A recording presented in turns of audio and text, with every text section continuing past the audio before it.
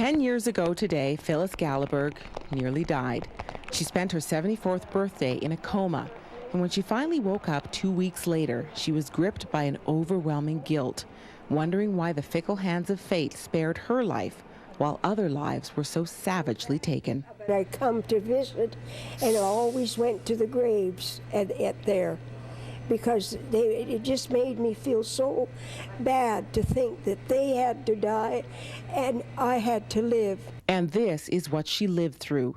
The tornado that ripped through the Green Acres campground in Pine Lake, Alberta on July 14, 2000. 12 people died and more than 100 others were injured, including Phyllis Galleberg. She lost her left leg and elbow and was in such bad shape she was mistaken for dead. I was covered with a sheet and he walked away, he said, because he thought I was dead.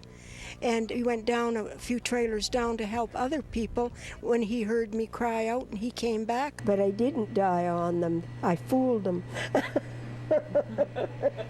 Phyllis's daughter Patricia remembers the moment she saw her mother clinging to life in a Calgary hospital.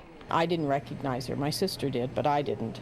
And she was pretty well beaten, and she didn't have 1 inch of her body that wasn't purple.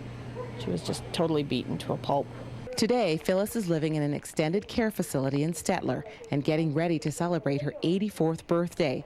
And she drops by the Green Acres campground every now and then, to the place where her spirit was tested, but not broken. But there are still subtle reminders of that hot July evening when the winds picked up and something didn't seem quite right. Yes, I am afraid of storms. That's one thing I am afraid of.